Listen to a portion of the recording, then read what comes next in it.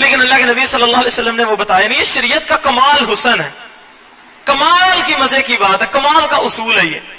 اللہ کے نبی صلی اللہ علیہ وسلم نے فرمایا نا, جمعے والے دن ایک گھڑی ہوتی ہے, حدیث میں آتا ہے اللہ کے نبی نے انگلی کے اشارے سے بتایا, چھوٹی سی گھڑی ہوتی ہے, لیکن اس گھڑی کے اندر جو بندہ اس کو دعا میں پا لے, دنیا کی کوئی نعمت مانگے اللہ دنیا کی عطا کر دیتا ہے, آخرت کی نعمت مانگو اللہ آخرت کی نعمت عطا کر دیتا ہے.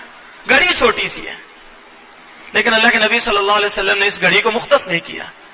ڈھونڈو علماء میں شدید اختلاف, کوئی کہتا ہے کب ہے, کوئی کہتا ہے کب ہے, کوئی کہتا ہے عصر کے بعد. مختصر یہ کہ مختص کیوں نہیں کیا, اس وجہ سے کہ اللہ رب العزت چاہتے میرا بندہ مجھے پکارتا رہے, اس گھڑی کی تلاش میں مجھے یاد کرتا رہے. اللہ کو کوئی بھی ادا پسند آ جاتی ہے, ہو سکتا ہے اس گھڑی کی تلاش میں تم اور کتنی دعائیں مانگو اللہ وہ قبول کر لے. اللہ تو قادر ہے نا اس چیز پر, اس کے خزانوں میں کوئی کمی تو نہیں.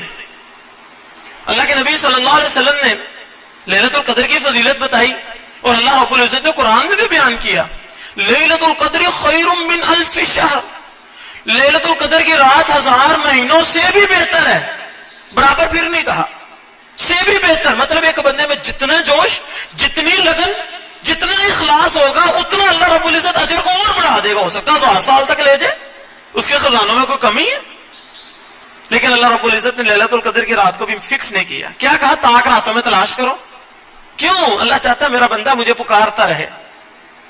تو اللہ رب العزت نے رسول اللہ صلی اللہ علیہ وسلم کے ذریعے یہاں پر بھی باقی 39 کام نہیں بتائے جن کے ذریعے اللہ جنت دے سکتا ہے. وجہ کیا ہے, سب سے بڑا کام بتا کر یہ بات بتا دی کہ یہ سمجھ لو, دل میں بٹھا لو کہ یہ عمل چھوٹے چھوٹے ہیں جن کے ذریعے اللہ نے جنت عطا کرنی ہے. اب کرنا کیا ہے, ہم کوئی بھی عمل کریں, کوئی بھی نیکی کریں, دل میں تہیہ کر لیں کہ ہو سکتا ہے یہ نیکی 39 کاموں میں سے ایک کام ہو, اور دل میں یہ نیت کر لیں اللہ اس عمل کے ذریعے تمہیں مجھے جنت عطا کرنی ہے, اور اللہ دینے پر قادر ہے.